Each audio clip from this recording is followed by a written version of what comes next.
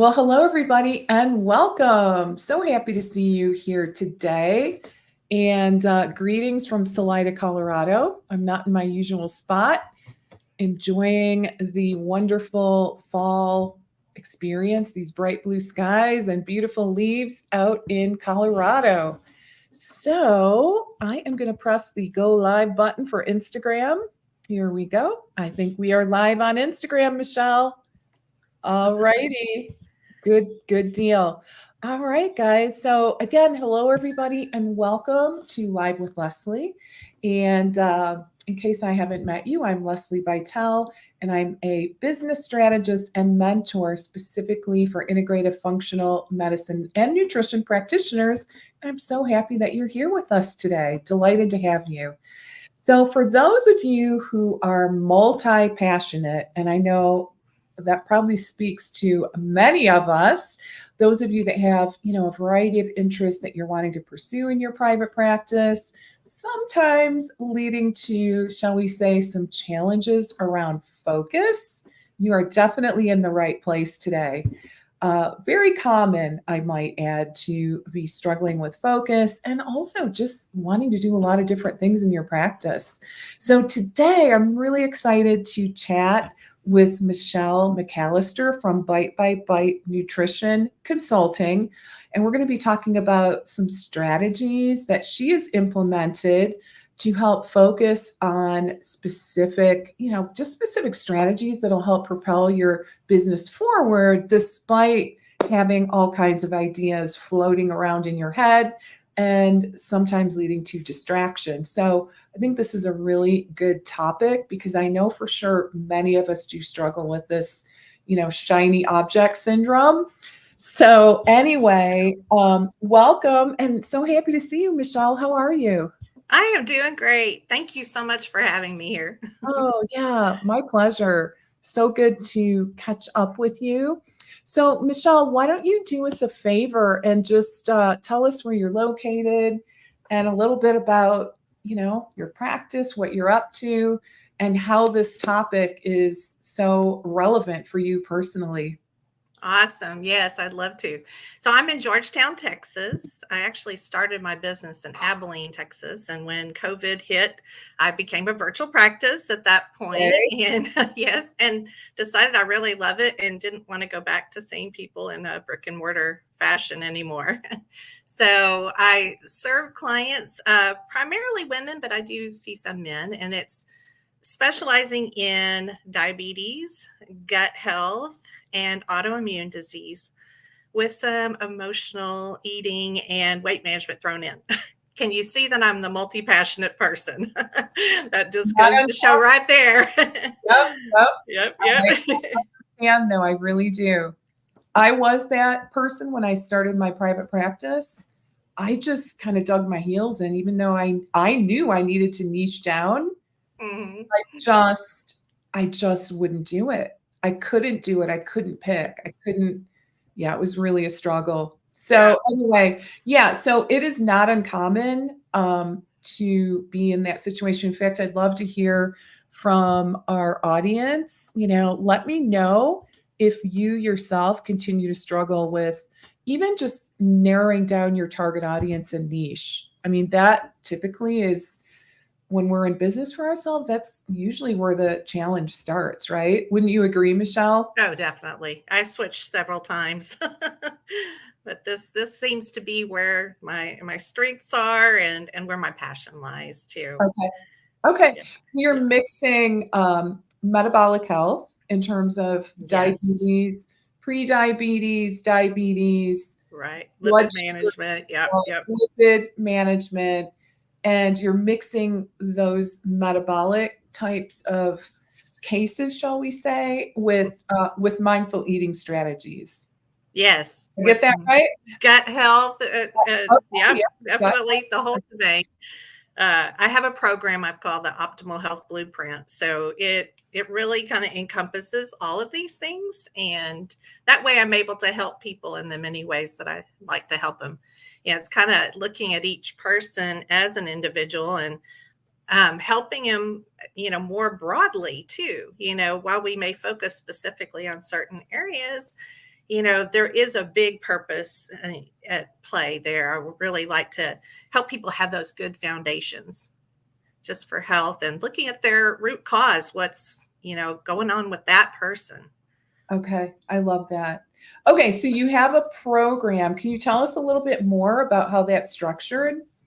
So actually, I'm revamping it as we speak. Okay. It's going to be a membership. I'm launching a membership, and I have a core foundations program as part of this optimal health blueprint. And so, I decided to take all the courses that I had made and put them into one library, and that is my membership. All right. I am so excited for you. I'm excited too. All right. I love it. Well, we could certainly go off on a tangent talking about how to launch a membership, but maybe we might throw in a few little tidbits here and there as we go through our conversation today.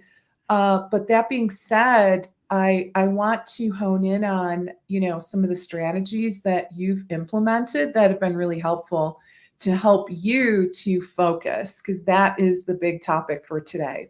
So guys, let me know in the comments, give me a little insight in terms of, where you are in terms of focus. And probably the first thing to consider is, do you have, a predetermined target audience for your practice?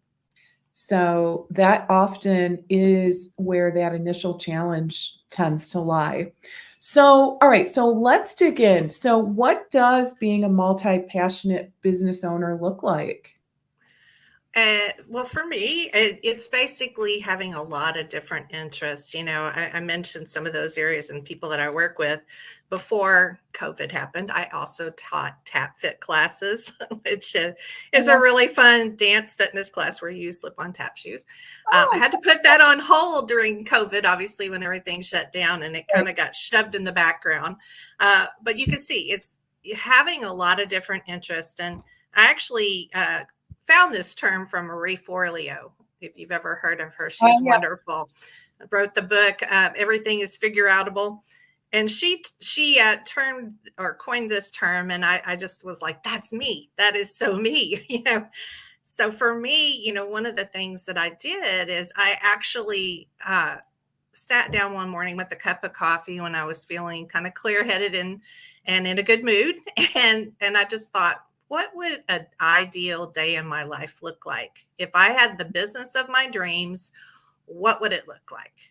Mm-hmm. And I just started brainstorming. And I was like, the kind of people I'd want to work with, when would I see them, and what days would I see them? What would I be doing in my business so that I didn't get bored? Because of course, being a multi-passionate person, it's easy to get bored and to, not want to keep focused for that reason. So I thought, okay, if I had my ideal business, what would it look like? Once I did that, I used something called mind mapping. And I don't know if you're familiar with mind mapping, but I love it. For me, I'm a visual person. I have to see things in front of me and look at it frequently just to kind of remind me. And so basically with mind mapping, you put what your goal is in, I always put it in a circle in the middle of the page. And so for me, what I did is I wrote down what my financial goal was for the year, put exactly how much I wanted to make, and I put the year with it. So it would be kind of like, okay, this is this year. And when you do mind mapping, you ask yourself, okay, so what are the things that would help me to make this dollar amount that I was shooting for? Mm-hmm. And I started thinking about the different avenues of income. So I looked at, okay, I've got my one-on-one consults. I've got my courses. I have several different courses. So I listed those in circles, kind of thinking about this like tree branches. It's like this one branched out and I said, okay, courses. And then I had, eventually membership, and I've got some digital products and some other things that I want to make. And again, I could go on for 10 years with all the ideas I have. So, but I thought if I could at least get it on one picture so that I could see it. Oh, so good. And then I took each one of those branches and I'd say, okay, in order for this to happen, what do I need to do to get that going?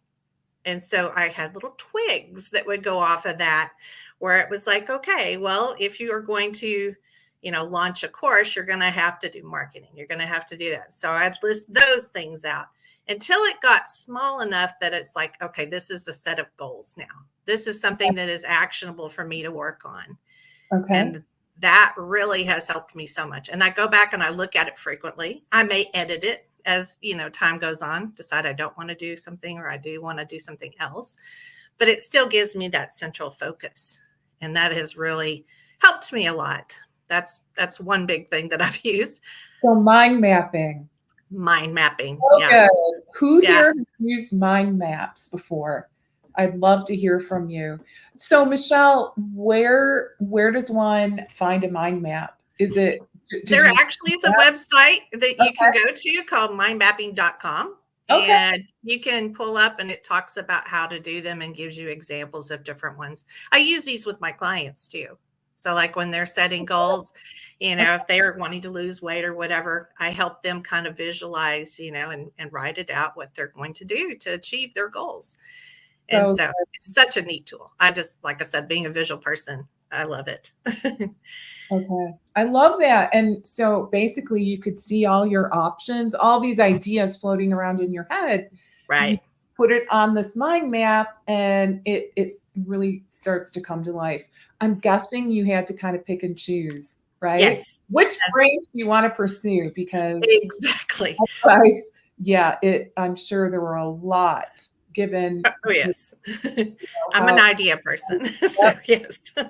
So what I did is I said, okay, for me, what is my bread and butter? Right now, it is my one-on-ones. Mm-hmm. I have to make sure I maintain that, keep it going while I pursue one of these at a time. Mm-hmm. Mm-hmm. I initially tried to do multiples at one time. That does not work. I can tell you it does not work. It's kind of like throwing things against the wall and seeing if it's going to stick.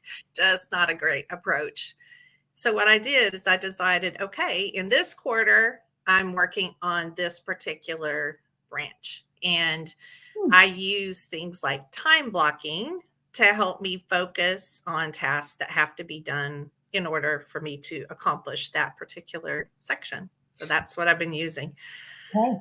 I love time blocking. I use my Google Calendar for this. Oh my gosh, time blocking. Who here has done time blocking?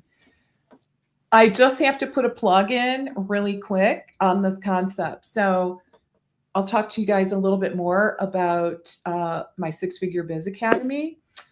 Suffice it to say right now, though, that was the opening exercise in our kickoff call. Love it.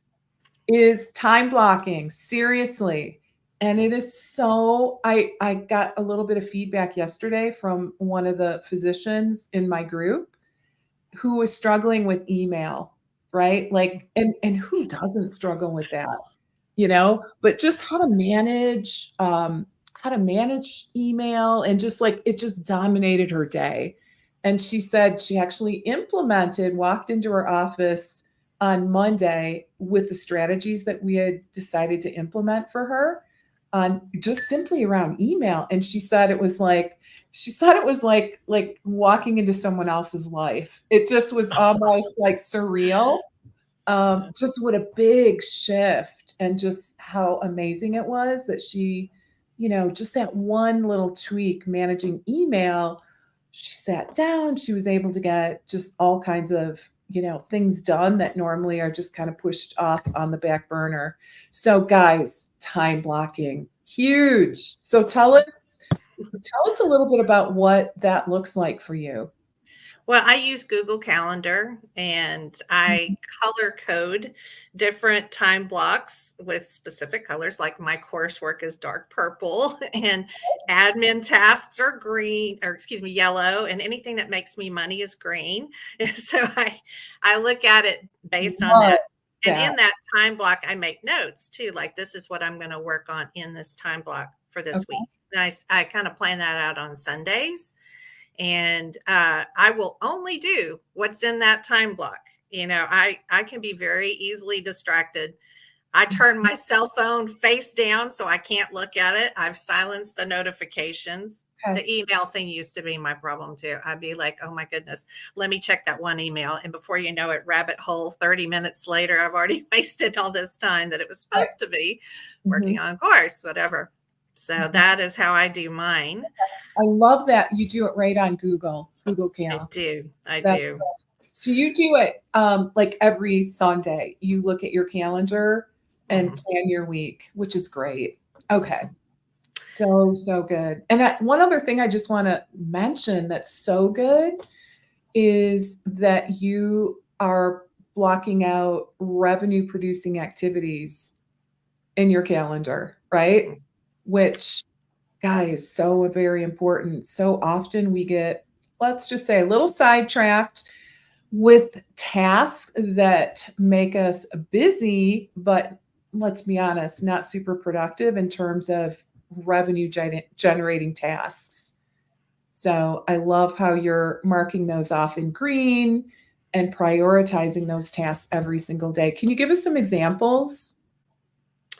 Of the income producing. So when I'm spending time on marketing, when I'm spending time on course launches, anything that doing marketing in person, because I do some, trying to create some relationships in this new area that I'm in.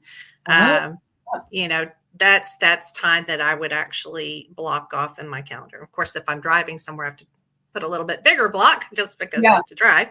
Some of those things that you're doing in person, just because, the reason I love this so much is in part because quite often, and I've done this myself, where you kind of put a lot of your eggs in the online marketing basket, and at the cost of not leaving yourself enough time to build momentum in your own backyard, right? Exactly. And really my philosophy is to approach marketing from that two-pronged lens, so to speak. Right. So I kind of view like the online strategies are super important. Got to do them, but they are, I think, more of a long-term investment quite often. And your backyard, community-based types of marketing strategies really can be very, very lucrative quickly. So what can you tell us a little bit about those tasks?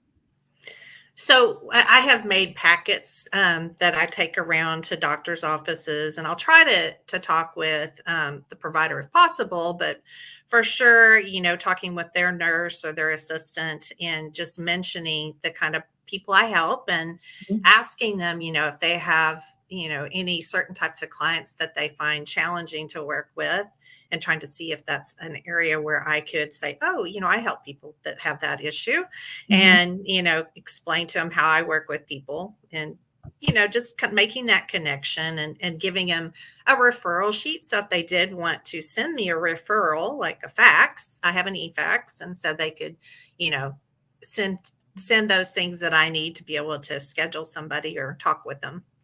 Okay. Perfect. Yeah. Really want to encourage everybody to, look for opportunities in your community for marketing. And also just wanted to put this up. This is from Laura. And Laura says, I need to start time blocking to improve the use of my admin time. Absolutely. And she also says she likes the color coding idea. So thanks for sharing that. Let's see. There we go. Yeah, it's, well, I had another person in this group say, because I asked, okay, what were your aha moments from doing this time blocking exercise? And actually a couple people said, well, the big revelation is I need at least one more day in the week. Like there just isn't enough time. So what that means is we really have to be careful about prioritization and possibly delegation, right? I would add that to the list. So if you're finding that you just don't have enough time, even when you get rid of all the distractions and you really try to hunker down, so do be aware of that. But if you still are like, man, I just don't have enough time in the week, it really could be an opportunity for you to look at what are those tasks that you can delegate, right? What are those tasks that are keeping you from putting on your CEO hat and growing the business? right? So I can speak for myself. Once I hired a VA, and this was pretty early in my practice, I had a VA, and it was not a huge commitment. Honestly, it was not like anything hugely monumental in terms of cost. But once I did that, it really opened up my brain to take on more, just a more active role in growing the business. So, really would encourage everyone to give that some thought as well. Because think about it this way, just hypothetically, let's just say your hourly rate. I'm just going to $100 an hour just because it's easy math, right? So $100 an hour, let's just say that's your rate, or a couple $100 an hour, whatever it is. Should you be doing certain tasks that you could easily delegate out for $20 an hour? Probably not, right? So look at it that way. Would you pay someone $100 an hour to do said task? So that's just kind of a different way to look at it. That's me with tech work. Oh gosh. I get so frustrated and want to kick my computer whenever I'm trying to do tech stuff. I'm old school, and so it takes me probably 3 times as long to do something. That's something I do hire out, definitely. Oh gosh, I don't think you'd want me. Oh, I can tell you what you need to do and what it should look like, but you don't want me actually opening the hood and doing it. That would not be pretty.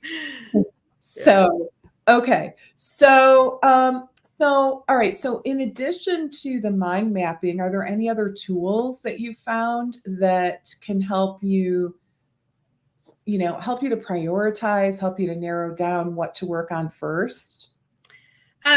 Well, I like I said, I'm using the time blocking is my main thing, but I also have to use other tools to help me, like with charting and things like that, because let's face it, documentation, it's not fun. I hate it with a passion. Oh gosh. I hate it so much. Insurance practice especially, right? Yes, the documentation is a nightmare. Okay. And what I use, a couple of things that I found that really helped me. One, I've been using a remarkable writing tablet. This was a game changer for me. Okay, tell us about that. So basically, it's a digital writing pad, and you go, because I like to write instead of trying to type when I'm talking. That way, I can just make a quick note. But I didn't want to have stacks of paper that were just like, oh my goodness, I still have to go back and chart all these. So what I can do with this remarkable tablet is I can write it, but then convert it to text with just a click of a little button. And then it pops up on my computer screen. I can copy paste it, put it into the chart note. I do have to do a little editing because Remarkable sometimes gets things a little jumbled up, but it's still so much quicker than it would have been had I, gone and tried to type it all, after a visit. Okay.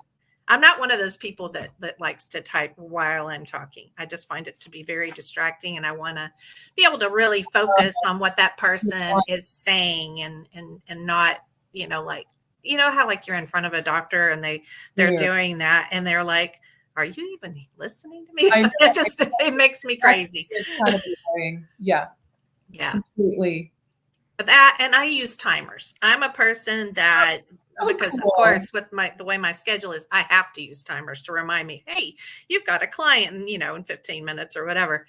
And so I will use a timer and use music. I listen to, especially when I'm doing charting, which I hate, I will use like fast-paced music.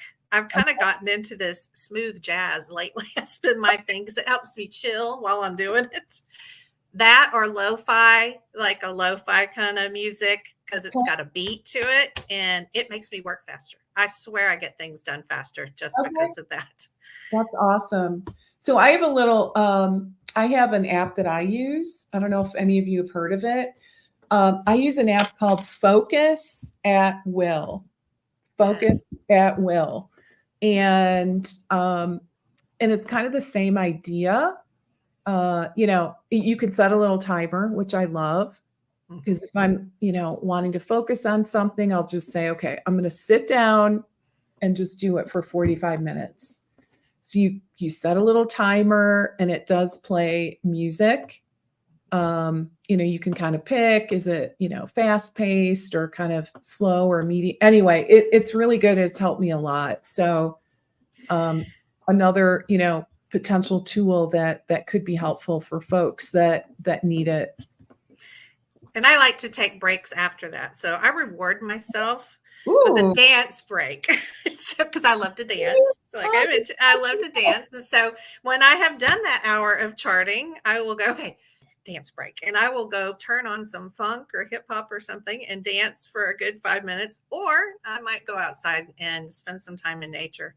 I'm very blessed to live in a place where the guy who lives next door to me has this beautiful backyard where he's got butterfly bushes and bird houses, and we have kind of elevated back porches. So I go sit on my back porch and I look at all the butterflies coming around. And it's like, awesome. little mindful living there.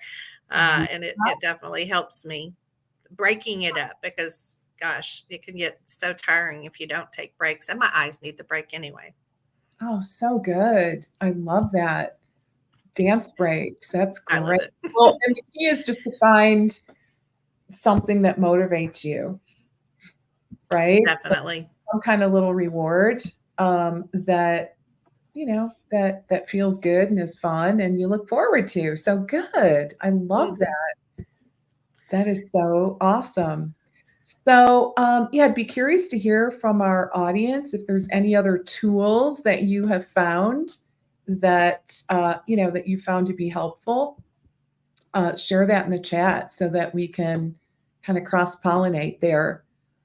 So, all right. So we should probably put that tool in the chat, the one that you're using to help you to chart. Tell me again what that is called. I can add that to the Remarkable. It's and then Markable is the name of it. I bought mine on Amazon. Markable. I think it's like a capital M. Yeah. Okay. Is it re-markable.com? I don't think there's a dash. Oh, okay. Yeah. Okay. Yeah, there's not a dash. Markable. It's like the capital M for Markable. Yeah. Okay. All right. Well, I'll just put that in there. Just as the name. Yeah. Is this right? Yeah, that looks right. Yeah, that's it. Okay. Well, that could be super helpful for folks. Yeah, I've been wanting to try AI. I know some people use AI to do their charting too, or to help them with that. I just haven't done it yet, but okay. I think that's pretty cool. cool. How that would work. Has anyone here used AI to help them chart? I'd be really curious about that. I personally have been using ChatGPT quite a bit. Oh, yeah. But I have never used it to start from scratch, in all honesty. Not quite there yet. But I use it. In fact, I've been using it so much, they said it's time to upgrade. Like I ran out of the free. Yeah, I was like, oh, I didn't know I was using it that much. But so I did upgrade and but the way I've used it is like, okay, here's what I've got. Here's a draft, or here's like 2 different sets of notes I have for this one thing. Can you combine, condense, and just make it better? So, and honestly, it saved me just oodles and oodles of time. It is amazing how fast it can come up with stuff. I'm just always blown away. I know. I use it for naming. You used it for what? For naming. So like when I'm trying to think of a catchy name for something, it's like I have something written and I'm like, gosh, what do I want to call this? Because a name can really make a difference whether somebody huge gets it or not. And so I used it for that. Yeah, it's huge. Yeah, I had one of my clients actually tell me that one of the people in the Six Figure Biz Academy said that they're using ChatGPT to help them actually narrow down their niche. I thought that was interesting. That's cool. Right? Like the input was, here's the things I enjoy, here's a little bit about my background, my what kind of patients I enjoy working with. Can you help me figure out what would be a good target audience to hone in on? And I guess it gave like 4 good options. Oh, that's so So, cool. so yeah, so if you're struggling, who knows, maybe Chat GPT can help you kind of narrow things down. Okay, so we talked about mind mapping, we talked about remarkable, and um, and we also talked about the magic of time blocking. And one thing I want to add to that part of the conversation is the big takeaway with time blocking is you're batching like tasks together, right? So the whole idea is, I mean, ultimately what you want to aim for is where you wake up in the morning and you already know, you don't even really have to look at your calendar. You already know pretty much what's in store for you, right? In terms of like tasks that, because we're trying to create habits and systems so that when you've got 30 minutes or an hour to actually work on something, you are spending it getting it done, getting the task done instead of pondering, what should I do? I have an hour. What should I do?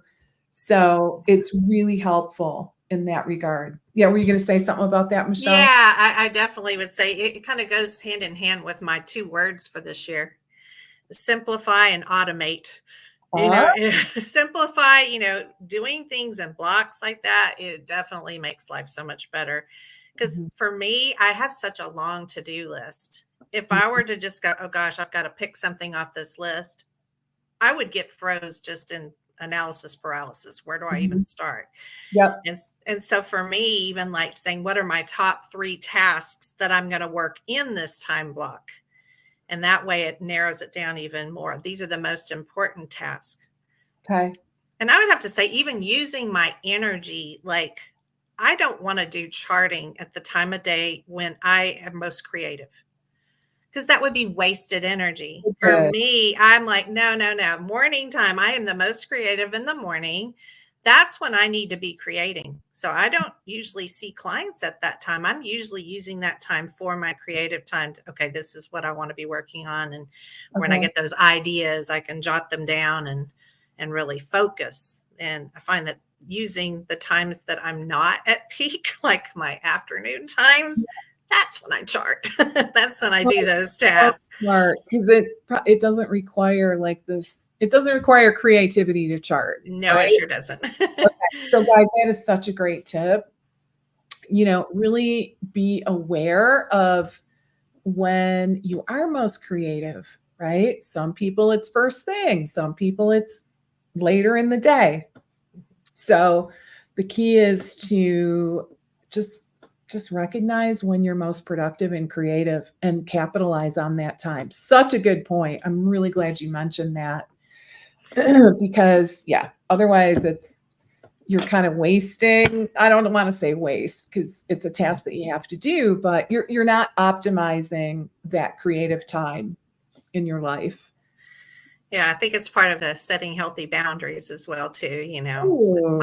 my brain and with my time too. It helps me do that as well. Okay, Uh, so how do you mitigate that shiny object syndrome?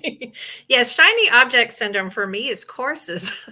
I'm admittedly a course junkie and I love all things about learning. And Oh, so yeah, you taking ooh, courses taking versus courses, yes. oh, I well, like to make them too, but yes, taking courses, okay. listening to talks, that is my shiny object. Mhm. I've had to really step back and go, Hmm, okay, does this align with what I'm trying to achieve in my business? okay. Does it play a role there? And do I have the time right now to really commit to it? Because if I don't have the time in my schedule and I'm trying to squeeze in one more thing, that's not good. It's going to keep me from getting my main thing done. Right. So, yeah. Well, Yeah. I'm a sucker for courses too. Oh, dude. I Yes. am. It is, yeah, yeah, I can relate to that one. Hmm. It's not, yeah, I mean, and the intention is always really good, right? Like, oh, this Hmm. is gonna be so great. I personally struggle with evergreen courses. I'm just putting it out there. I can't Yep. tell you the number of evergreen pre-recorded courses that I have purchased. And, I probably have listened to one session, maybe none in some of them. You're Yeah. not alone, Leslie. You're not It alone. is a little bit of an Definitely. addiction, I have to admit. Yeah, So, for me to commit to one, it's one that really means something to me at this okay. point. Yeah. And I've done Leslie's courses, so I can attest to that. If I sign up for one of hers, it's because I know it's going to provide me Right. value.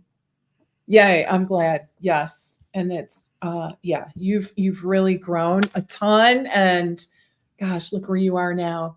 So, any other little tidbits, secret sauce, so to speak, to that you use to expedite your own productivity that you want to share? Making sure I have time to take care of me. Ah, That's part of it too, because if I'm burned out, which I have been burned out, I got burned mhm, out at the beginning of the year. I realized, okay, we've got to go back to the drawing board. This is not working. okay. So I intentionally, in my time blocking, have places for me to exercise, to do meditation, to take a power nap. Yes, I'm a power napper. I love my power Yeah, naps. So they're good for you. yeah, I think it's key, because if not, if we're trying to do all the things all the time, well into the night, we're going to get burned out real fast, Mhm, mhm, especially when you are wearing all the hats. mhm. Okay. Yeah, so I really want to second that, because that is what I'm helping my clients create their, this time blocking type of calendar. That is honestly, that's where we start. I always say, okay, what are your non-negotiables? Like, what are those responsibilities? That it could be picking your child up from school at 3 o'clock, or meeting them at the bus stop, or, whatever it is. Like, let's get those in. And then I also consider like self-care non-negotiable, right? Like, Yeah. it just is.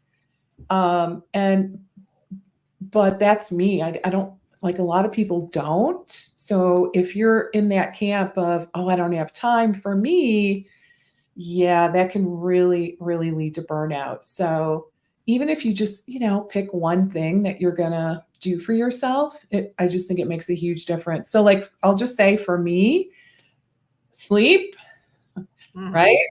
I'm that 9 hours a night kind of gal for sleep. So, I don't always sleep the full 9 hours, but, I try to allocate 9 hours, and exercise. I always have exercise blocked out in my calendar. And it's funny because my team knows, don't mess with that. Right? I'm in Colorado now, so I've been doing a lot of biking. And I know Abby, Abby, who's a wonderful virtual assistant on my team. She was like, "Oh, I was I didn't want to ask you, but can I move your bike ride, a little bit later?" I'm like, "Yes, of course, right?" But, like, I know how important that is. So, yeah, so you got to really guard it, because if you don't guard it, Yeah. it's not going to happen. Yeah, So, you can end up giving away all of your time trying to be accommodating to people. And I had to learn that the hard way for myself, yep. especially with clients that kept wanting later and later appointments. And I finally Oh, was like, okay. no, this is not working for me. That's I can't another do thing. this. That is I'm glad you brought that up too, Michelle, because I used to do that myself in private practice, Mhm. right? Where, like, I didn't really have these set hours.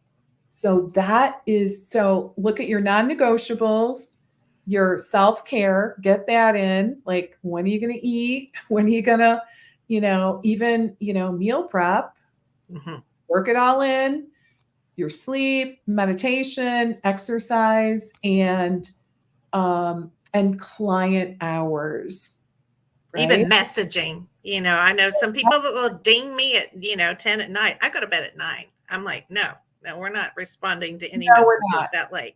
Goodness. Well, that's all part of those healthy boundaries, right? And just like that example of the physician that's in one of my programs who really had the aha moment with managing email, her concern initially was, well, patients kind of expect me to, answer their questions really quickly on email. And I said, well, therein lies the problem. Well, let's set these expectations differently so that your patients, I think that's a little bit unreasonable, right? To expect, immediate turnaround with responses. So that can easily be managed by just, letting people know, like 24 to 48 hours turnaround time for responses, something like that, right? So we're kind of managing expectations. I think it's so key, definitely. You do that as well with email. Tell me how you manage your I do. email. I have set times. I look at it in the morning before I get started, and then I do it at lunch for a few minutes, and then at the end of the day for a few minutes. Okay. And that way, if somebody's canceled or whatever, sometimes they will email me that they canceled. But that seems to be better for me than looking. I'm very OCD with my email. I don't like to have a lot of emails that I haven't looked at or dealt with. So it's better for me not to look until I have time to look, because it could be bad. Yeah, I'm not. Yeah, it's funny. I don't have OCD about email. You would not want to look at one of my email accounts. It'd be downright frightening. Right. But like but I have different, here's how I handle. Well, and I probably could manage my email a little bit better probably, but what I tend to do is I have filters and I have different email addresses for different things. Right. So like anytime I order something from a catalog or buy something online, I use a specific email, right? I have a specific email for like newsletters, like the educational things that we kind of are addicted to signing up for. So I have a separate email for, well, actually that kind of goes with online purchases. So all that is under one email. And then I have a private client email, right? Only my private clients know about that email. And so obviously that is my high priority every day when that is always managed and, whittled down to zero. But anyway, and I have a personal email. So that seems to help me manage. I don't know if that sounds like a lot for other people, but it really has helped me to prioritize. Oh yeah. Okay. So it's not just me. Hey, Mindy. Mindy does that too. I know when I was explaining it, I was thinking that might sound a little overwhelming. But the thing about it is it just helps me prioritize, right? So I always go in every day and I know that private client email needs to be managed first. So I do find that super helpful. And I did hear from one of my students in the Six Figure Biz Academy how she was struggling with email. And I think in part it's because she has one email for everything. She's like, I get all these emails, these newsletters, these, like for the different educational programs she signed up for. And I was thinking, yeah, that would overwhelm me too. So there's just so much out there. Yeah, it really is. So awesome. Any other little tips and tricks? Like, so in terms of the shiny object, do we wrap that up in terms of, strategies? So one is you just say no, unless it is going to directly contribute to your success in achieving your pre-specified goals. Is that correct? Especially if it supports a need that I know I need help with, because I didn't learn marketing. I didn't learn all this tech stuff in school. Right. So and those kind of things. In that, because we work together privately. Right. You've done many of my programs. I feel like you're in good shape now. And that's exactly why I'm in good shape, because I did enlist the help of someone who knew what they were doing Oh, and thank you. didn't Yeah. have to try to like be on the struggle bus like I was for several years in the beginning of my business. So Mhm. yeah, it's now I get very selective about, the things that I, sign up for. Right, because you already have that, like, in terms of marketing and things like you already have Yeah. that knowledge. So, Right. yeah, you're in good shape, Yeah. with that. So, completely agree. Yeah, so any other, strategies that you wanna share? I would just say, in terms of the multi-passionate thing, realize that you don't have to try to do them all at one time, that you've got plenty of time. You Yes. can, strategically plan them for the future. And that's where if you've got things automated and you've got things more simplified, like I'm working on a health funnel right now, things that will help automate my Mm, business, I know that then I will have the time and be able to, go after some of those other passions that I have. It's all about that time freedom. We all want that time freedom. yeah. But I think, just reminding yourself, it doesn't all have to happen right this second. Yeah, you know, exactly. one goal at a time. Oh, that's so good. Yeah, so you gotta prioritize. You can't do it all at once. No. I think that's key. And yeah, and just, doing the time blocking, I think that's huge. And I mean, it does require some discipline, I would say, It to stick does. with it, right? So how do you just like how do you implement that part? As far as being disciplined, again, that's where going back and looking at what my goals are, Okay. that helps me with the discipline. It's like, okay, if I really want to be successful and keep my online business, so many businesses go under if they don't have a strategic plan and they don't really address these things that are going to keep them running, then it's just an expensive hobby. It's not really a business. And so you have to really view it. This is my business. And that to me has really helped with the discipline aspect. And I build in fun time too, because I know myself well enough to know that if everything is all work and no play, Yeah. I'm not going to be a happy camper and not stay with it. So for me, I have to build in play. And it might be that one morning I go and work from a coffee shop just to have a change of environment, or go So work in a co-working space just because I don't have the distractions of home at that point. But I do those things to help me get focused, and okay. then plan some getaways where I have real retreats. I'm all about the Airbnb by myself thing. Are you? Well, Yeah. I love doing that, You especially know, if there's like a pool or if there's like water that I can go look at. There's ducks, that's my happy place. And um, I will do that, if I feel like, okay, I'm getting overwhelmed with everything. I just need a little mini retreat. It might be just one night, but I do that. And so it's good. so good. I Or if I gotta don't spend the night, I go somewhere for the day. so good. Good for you. I love that. All right, guys. So we're going to start to wrap up here.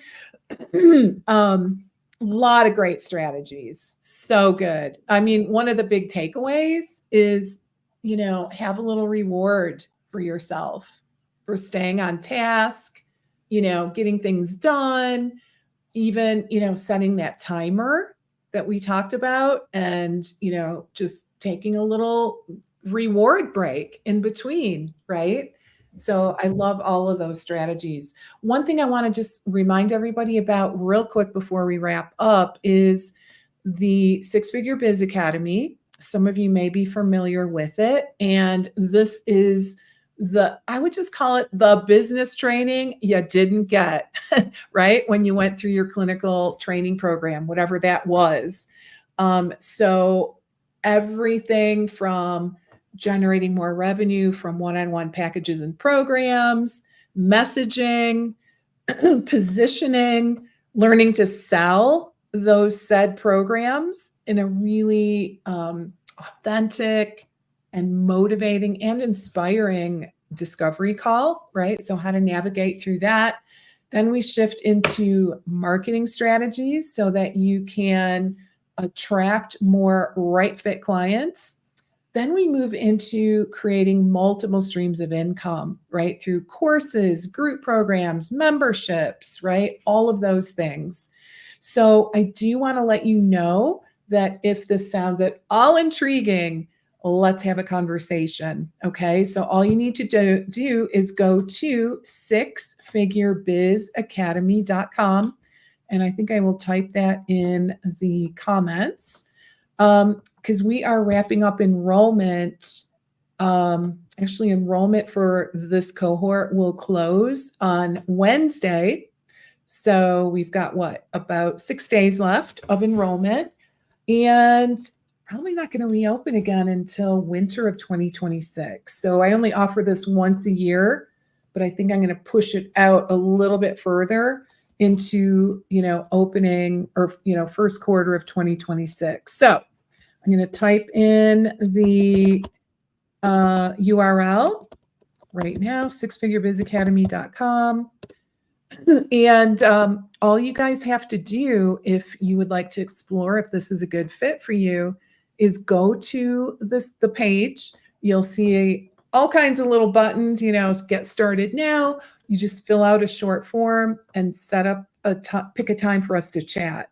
And we can have a conversation and decide if it's a good fit. Easy peasy, right? So, all right. So, Michele, where should we send people who want to learn more about your work? You can follow me on Instagram, and it's optimal.health.dietitian. I'm redoing my website right now, so it's kind of outdated, but it is bytenc.com. And the second byte spelled B-Y-T-E. That always throws people. But, when I was coming up with names, it's hard to come up with names that are not taken. And that one my husband came up with. He's really good at naming things. So good. Okay, so Optimal Health Dietitian. Yes, optimal.health.dietitian. Oh, gut health. Dot. Like as in like a period. Yeah, sorry. Okay. Optimal dot health dot dietitian. Yeah. Okay. Got it. All right. So that is your Instagram. So let me put that on there. Optimal.health.dietitian. Yes. Okay. So guys, I think hopefully I got it. You got it. That's right. All right. So yeah, give Michele a follow on Instagram and stay in touch. And gosh, I really appreciate all these really, really smart ideas in terms of helping us to become more focused. So I got to tell you, I'm really impressed. You're doing great. With your help. Gosh, gave me some great foundations I needed. Definitely. So glad. Yeah. If you're on the fence about this Six-Figure Business Academy, I'm telling you, just do it. Lesli knows her stuff. I still hear her voice in my head a lot of the time when I'm trying to make decisions about things. What would Lesli do? And she's there on my shoulder. I can hear her. So I love that. Oh, that's like the best compliment in the world. Thank you. You're welcome. Yeah, I appreciate that. Guys, I'm here to help. I really want to. Yeah, the truth of the matter is I hate to see people struggling. I really do. Because it doesn't have to be that way, right? And I get it. I do understand sometimes you don't want to invest. You think, believe me, I was that person. I'm like, I can do this myself. I can figure it out. But it was even having an MBA and lots of experience in marketing, this is a different kind of business. Right. So when I started my nutrition practice, it was a bit challenging at first. So anyway, I just hate to see people struggle and, try to piece it all together without, really having a lot of success. So if you would like any help, just please reach out because there are some shortcuts. Wouldn't you agree, Michele? Oh, most definitely. Most definitely. Yeah. Shortcuts. I didn't learn in MBA school either. I got to just say, it's just kind of really specific to this type of industry. So, so reach out to me. Go ahead and go to the sixfigurebizacademy.com, look over that page and fill out a little application form, and we can hop on a call and chat and see if you're a good fit. If the Six-Figure Biz Academy is a fit for you moving forward.